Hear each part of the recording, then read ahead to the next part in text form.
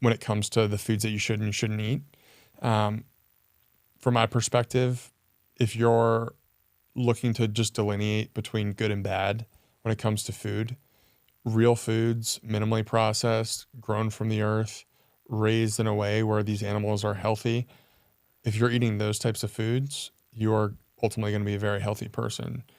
If you are eating processed foods that have multiple steps in order to get the food into the form that it ends up on your plate, you are ultimately going to suffer from negative health consequences. The foods that are most rich in enzymes, most rich in nutrients, are generally the foods that have actual life to them. And so freshness matters, and quality of the way these foods were raised matters. And ultimately, real foods are a treasure, and people who choose to eat real foods over highly processed foods ultimately see very good health outcomes over a long enough period of time. So what does that look like? The basics for me are eggs, beef, and beef meaning ground beef, certain cuts of steak, and then low PUFA pork, low PUFA chicken, bone marrow, bone broth, lamb, bison, venison, raw dairy, oysters, shrimp, and wild fish. This is how I would frame basically 90% of the calories that I get are from these types of foods. And these are high protein foods, high fat foods. And then, there's another 10% that we can talk about in a bit. But if I'm putting a list together of just like the things that you should be focusing on, high protein, high fat, and these types of real animal-based foods. Yeah, it's an incredible list. It's a very comprehensive list. And I think to your point, Harry, I think what we've fundamentally believed is that God is truly the ultimate food scientist. So if you keep it super simple and you look at a grocery store, there's an outer aisle to the grocery store, and then there's an inner aisle to the grocery store. The inner aisle to the grocery store typically contains those ultra processed foods. And something that's important to think about is that the term processing, if a food is lightly processed, that doesn't mean that it's unhealthy. So for example, if you take a steak out of a package, you season it, you cook it, that's technically processing. Where ultra processing becomes a problem is that you have these massive companies that are fortifying and creating these ultra processed foods that are injecting unnatural amounts of sugar, fat, grains, etc., that are never naturally found in nature. So the beautiful things about humans is that when you feed us foods that we're evolutionarily designed to eat, we metabolize these things and utilize the energy and the nutrients of these foods in a really incredible way because they're satiating, they're high in protein. It's very difficult to overeat these foods. So the inner aisle is where the processed foods lie. The outer aisle is where the real foods actually lie. In the real foods, like everything you mentioned on this list, eggs, beef, pork, chicken, bone marrow, bone broth, lamb, bison, venison, raw dairy, oyster, shrimp, wild fish, a lot of them are just, these foods are all single ingredient real foods. There's not an ingredients label on them. If there is, it contains one singular ingredient, and they all die as well. So if the food you're eating is in a box, and if it doesn't have an expiration date on it, if it has a long shelf life, preferably longer than 2 weeks, that's actually not something that you should be eating. It's a food-like substance. It's not real food. And that's a very important thing to think about whenever you have a food, is saying, is this real food, or is this actually a food-like substance that just tastes really good that's not going to give me any nutritional benefit from it? Totally. Yeah, I think about it as, are these foods going to zap the life out of me, or are these foods going to zap me with life? Like, there's so many foods that I think 90% of people come across on a day-to-day basis, whether it's just nachos at a bar or like greasy pizza at a bar or alcohol, just things that slow you down. And then there's foods that we just listed, which are, as soon as you eat them, you feel the rush of energy from the foods. Yeah. The nutrients actually getting absorbed into your body.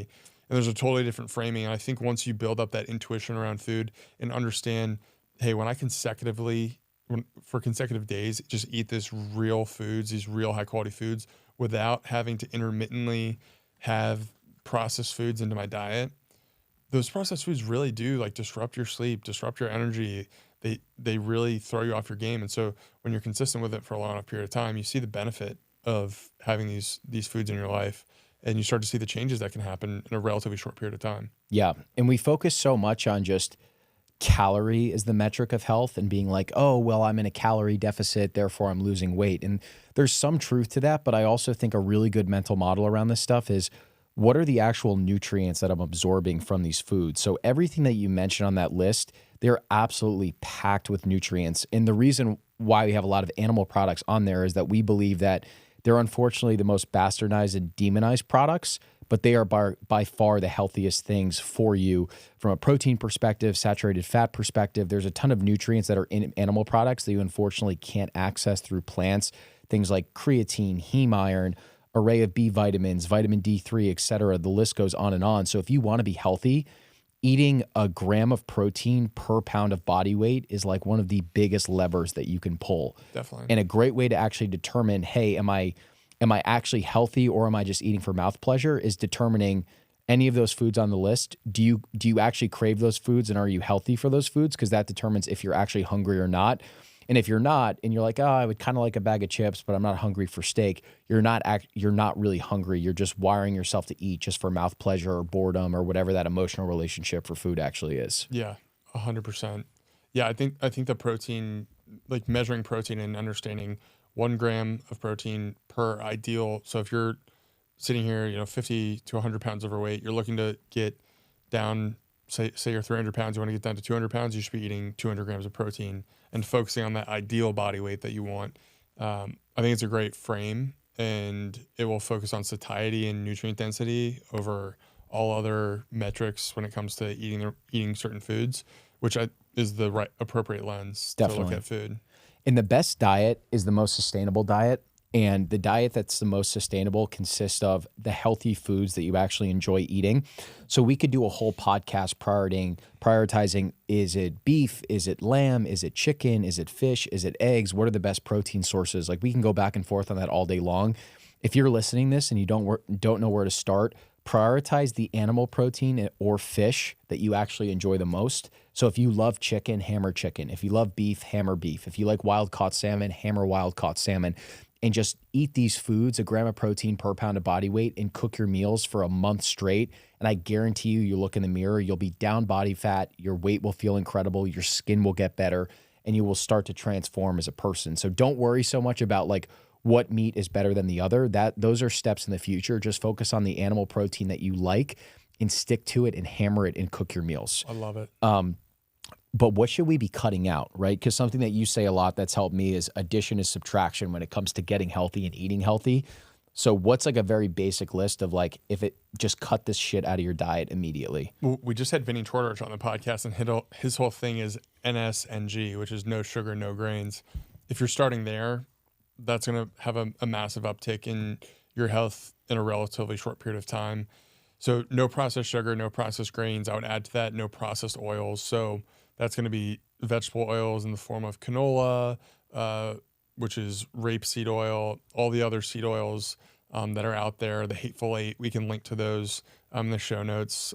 Dr. Kate Shanahan has done an incredible job outlining why those are negatively affecting your health. But essentially, all these processed sugars, processed grains, and processed oils are the root cause of inflammation in your body. And so inflammation being the precursor to all the chronic diseases that we've talked about, your ulcerative colitis and others, the inflammation is a trigger for stress, and the stress response in the body, ultimately, chronic stress leads to these diseases that have really, really negative side effects like ulcers and gut issues, gut irritation, and they can be crippling. The big thing, you can add all these foods in, but if you're still eating highly processed sugar, highly processed grains, highly processed oils, you're going to be struggling. So I think that's an important point for people to take account of is what foods am I eating that have these things in them? And a lot of times ultra processed sugars, ultra processed grains, ultra processed oils are found in packaged foods. So if you're listening to what we're saying and eating mostly fresh, real foods, you won't even have to really think about this area of your health. But for most people, we are eating processed foods from time to time, and just being aware of the fact that a lot of the processed foods that you're eating have these things in them that are going to be causes of inflammation and gut distress and all the other negative side effects that come with it. Yeah. And what we're saying right now about no sugars, no grains, that's a very debated, contested topic. So there's probably people that would listen to this podcast and say they were absolutely wrong. Between ourselves, the hundreds of guests that we've had on the podcast, the common denominator amongst people that went from being unhealthy to healthy is that they prioritize animal protein. They eat a gram of protein per pound of body weight, and they cut out refined sugars and refined grains. So cookies, cakes, pastas, breads, etc., all these refined sugars that exist, you're just clearing all that crap out of your body to make way for the bioavailable, nutrient-dense foods that are actually going to fill you with that energy. So I think a good framework for this is if you can get as close to a carnivore diet and all animal product diet for 30 days as possible, that's preferred. And if you want to throw in some other things like some seasonal local fruit, we like berries. It doesn't spike your blood sugar too much. A little bit of raw honey, some raw dairy, some white rice, some sweet potatoes, some easily digestible carbs. You can do those things. We would just suggest keeping them lower than 50 grams of carbohydrates per day. So I would say for the first 30 days, 0 grams of carbs is preferred. But if you incorporate some of these easily digestible sources and keep them no more than 50 grams a day, you'll still get really good bang for your buck. So a lot of animal products, primarily animal products. And then if you want some carbohydrates, seasonal fruit, raw dairy, raw honey, white rice, sweet potato, but don't overdo it because you would be shocked at how many carbs are just in like a rice packet. Yep. Like a cup of rice has about 75 grams of carbohydrates. So if you're eating a full cup, you're already over that 50 gram threshold. So just monitor it and be, careful about it. Yeah. I think carbs too, for me, when I'm working out really intensely, it's when I'm a little bit more gracious with the amount of carbs that I'm putting into my diet. And I do that because I'm draining my glycogen stores when I'm going in and doing an intense workout.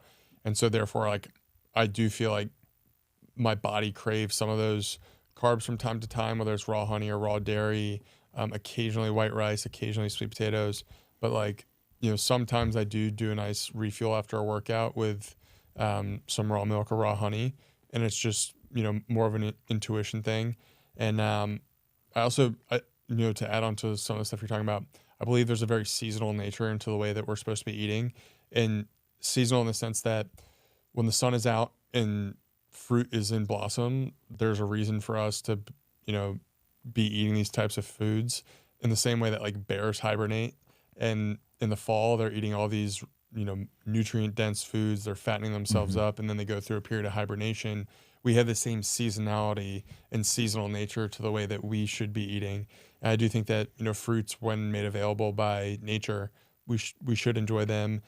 The sunlight component, I think, is actually a probably somewhat debated topic, but our glucose metabolism has a relationship with vitamin D, where vitamin D helps us metabolize glucose.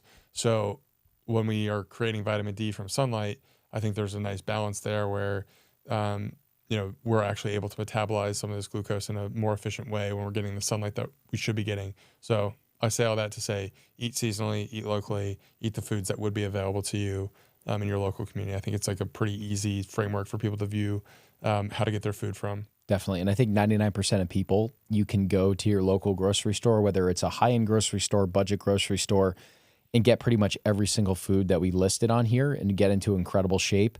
But the one thing with the grocery store is there really is no concept of seasonality. They're just importing bulk fruit and vegetables from around the world. So you have things 24/7, 365. So if you want to actually learn what fruit or vegetable is actually seasonal, a very quick Google search of your local farmer's market, I guarantee you can find a farmer's market within 15 minutes of your house.